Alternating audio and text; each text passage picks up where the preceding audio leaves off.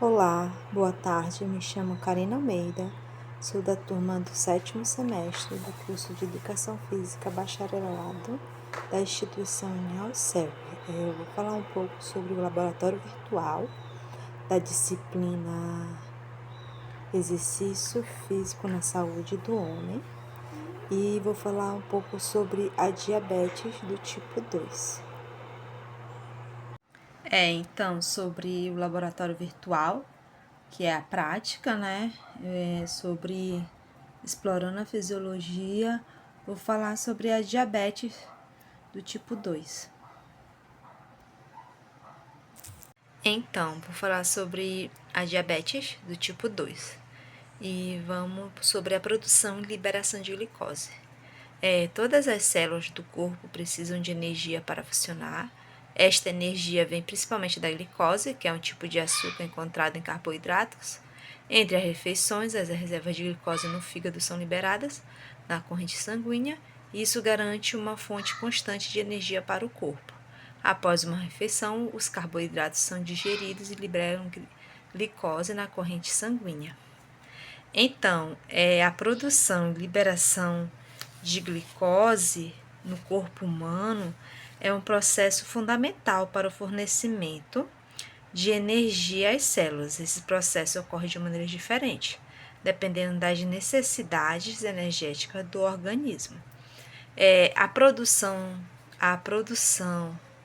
de glicose no fígado, ela libera a glicose, é liberada na corrente sanguínea, aumenta a concentração de glicose disponível para as células. E aí, nesse caso, por exemplo, na digestão de carboidratos, né? Que é quando ingerimos alimentos contendo carboidratos, como pães, massas ou frutas, esses carboidratos são digeridos no trato intraintestinal. O amido, por exemplo, é quebrado em glicose e durante o processo de digestão no intestino delgado, né? E a glicose ela é quebrada, né? E aí a glicose resultante é absorvida pelas células intestinais e liberada na corrente sanguínea, tá? E aí a liberação da glicose. A liberação de glicose, ela no sangue é regulada por hormônios, principalmente a insulina e glucagon. Então, assim, após a alimentação, a glicose proveniente dos alimentos, ela entra na corrente sanguínea e os níveis de glicose aumentam.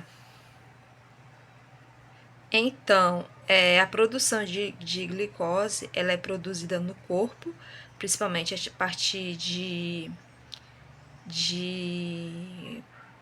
digestão de carboidratos alimentares, e a liberação de glicose na corrente sanguínea é regulada por hormônios, como insulina e a glucagon, tá? E esses processos garantem que o corpo tenha energia disponível conforme necessário, seja após a alimentação, durante o exercício ou um período de jejum. E aí passamos para outro tópico, que é a liberação de insulina na diabetes tipo 2.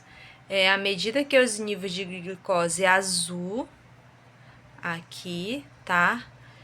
No sangue aumenta, as células beta no pâncreas são estimuladas a liberar a insulina, o amarelo, e a insulina interrompe a liberação de glicose no fígado, inicia pequenas quantidades de glicose e serem armazenadas no fígado para uso futuro. Na diabetes tipo 2, as células beta-pancreáticas tornam-se danificadas ou destruídas ao longo do tempo. As células beta danificadas produzem poucas ou nenhuma insulina.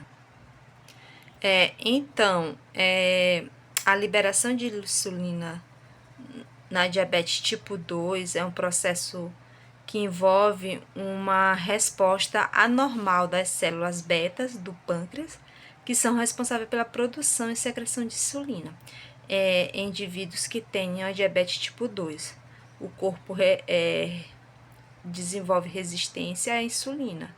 E isso significa que as células do corpo não respondem adequadamente à insulina produzida. E com o tempo, as células beta do pâncreas podem também começar a produzir menos insulina, né? E aí, a gente falou tanto do beta, né? O beta, o papel da célula do beta do pâncreas é que tem células chamadas que produzem insulina. Inicialmente, essas células tentam aumentar a produção de insulina para combater a resistência à insulina. Com o tempo, no entanto, o excesso de trabalho para produzir insulina pode levar ao esgotamento das células beta, resultando em uma produção insuficiente de insulina. Isso contribui para a hiperglicemia, que são níveis elevados de glicose no sangue, que é uma característica central da diabetes tipo 2. Então, a diabetes tipo 2, o problema principal é a resistência à insulina, que leva a um aumento compensatório na liberação de insulina. Com o tempo, essa compensação se torna insuficiente devido ao esgotamento das células beta do pâncreas, e o tratamento envolve uma combinação de medicamentos que visam melhorar a ação da insulina, além de mudanças de estilo de vida, como a adoção de uma dieta saudável e a prática de atividade física. Outro tópico é sobre a insulina sistemática e glicose na diabetes tipo 2. A insulina amarela e a glicose azul viajam através da corrente sanguínea para atingir as células em todo o corpo. E a insulina ela é necessária para que a glicose entre nas células e seja utilizada como energia. No diabetes tipo 2, a insulina não é usada corretamente e a glicose permanece na corrente sanguínea. Isso pode levar a alto nível de glicose no sangue, uma hiperglicemia. Então, aqui é possível perceber, nesses pontinhos, que o que já ocasionou a diabetes as células, né, em todo o corpo. E aí, a insulina sistemática, no contexto da diabetes tipo 2, ela é um tratamento que envolve a administração de insulina, que é por meio de injeções regulares para controlar o nível de glicose no sangue, né? E aí a diabetes tipo 2, ela é caracterizada por uma resistência à ação da insulina nas células e uma produção insuficiente de insulina pelo pâncreas, né? Pelo pâncreas. E aí, como resultado, as células não conseguem utilizar adequadamente a glicose presente no sangue e levando assim até uma hiperglicemia. E aí, o controle eficaz da glicose é necessário, né? Que é para justamente evitar complicações ao longo prazo, como doenças cardíacas, insuficiência renal, até a cegueira. Então, é essencial manter os níveis de glicose dentro da faixa saudável e também a questão dos medicamentos orais, que não conseguem controlar a glicose adequadamente, a insulina pode introduzir no tratamento. Então, é preciso, né, ter cuidado e ser monitorado a questão da insulina, porque pode causar hipoglicemia e principalmente se a dosagem for muito alta também, se não houver uma ingestão adequada de alimento após a aplicação, né? Então, assim, a insulina sistemática pode ser uma opção importante no tratamento da diabetes tipo 2, especialmente quando outros tratamentos não são suficientes para manter um nível de glicose controlado. Outro tópico, né, que é a absorção de glicose em diabetes tipo 2. Em uma vez que chega a célula pretendida, a insulina liga-se a receptores especializados na superfície celular.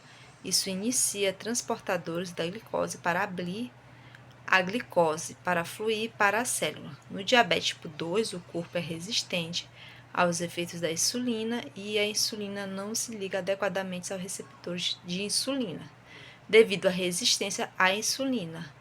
e a hiperglicemia resultante. Os pacientes com diabetes tipo 2 podem sofrer aumento de sede ou fome, fadiga, visão embaçada, feridas de cicatrização lenta.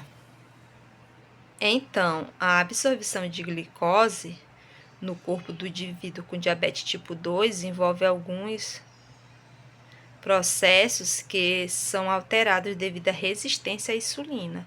E a produção insuficiente desse hormônio ela causa alguns processos, né, normal de absorção de glicose. É assim, quando ingerimos alimento, especialmente carboidratos, eles são dirigidos no trato gastrointestinal e convertidos em glicose, que entra na corrente sanguínea. Então, o pâncreas, por sua vez, ele detecta o aumento dos níveis de glicose no sangue e libera insulina. E aí, um hormônio tem como papel principal a função, que é permitir que a glicose entre as células do corpo, principalmente nas células musculares e adiposas, para serem utilizadas como fonte de energia. E a insulina também ajuda a armazenar glicose no fígado para ser liberada conforme necessário. Então, assim, a gente falou muito sobre a resistência à insulina, né? Então, o que é essa resistência? É quando as células do corpo, elas tornam-se menos sensíveis à insulina. Isso significa que elas não respondem adequadamente ao hormônio. Mesmo com níveis normais ou até elevados de insulina no sangue, a glicose não consegue entrar na forma de eficiente nas células. E aí o efeito disso é que, devido a essa resistência à insulina, a glicose não é absorvida de forma eficaz pelas células, o que leva ao aumento da glicose no sangue. E o pâncreas tenta compensar essa resistência, produzir mais insulina, né? E com o tempo ele pode até não ser capaz de manter a quantidade necessária. E aí, o tratamento de controle na absorção da glicose tipo 2 geralmente envolve várias abordagens, dependendo também do estágio da doença e da gravidade da resistência à insulina. Alguns tratamentos podem ser com medicamentos orais, insulinas, e aí entra também a mudança de estilo de vida e medicamentos que podem estar ajudando nessa absorção, né? Então, assim, a diabetes tipo 2, a absorção de glicose pelas células é prejudicada devido à resistência à insulina e, eventualmente, à diminuição da produção de insulina pelo pâncreas em processos disfuncionais, e aí também resulta em hiperglicemia, porque vai ter aí um nível elevado de glicose no sangue. E aí a gente já sabe, né, que o que pode ajudar nessa questão da diabetes, né, tipo 2, no caso. Aí, não só a diabetes tipo 2, mas a diabetes em si, né, é questão de fatores de estilo de vida, né, a gente precisa ter dieta e um exercício físico, é preciso ter essa mudança no estilo de vida, e aí é uma boa alimentação equilibrada, é a prática regular de exercícios, e aí também isso tudo, ela vai melhorar, né, essa sensibilidade à insulina e ajuda a controlar o nível de glicose no sangue, né? E aí também é interessante ter uma perda de peso, que é especialmente na gordura abdominal, né, que pode melhorar significativamente a resistência à insulina.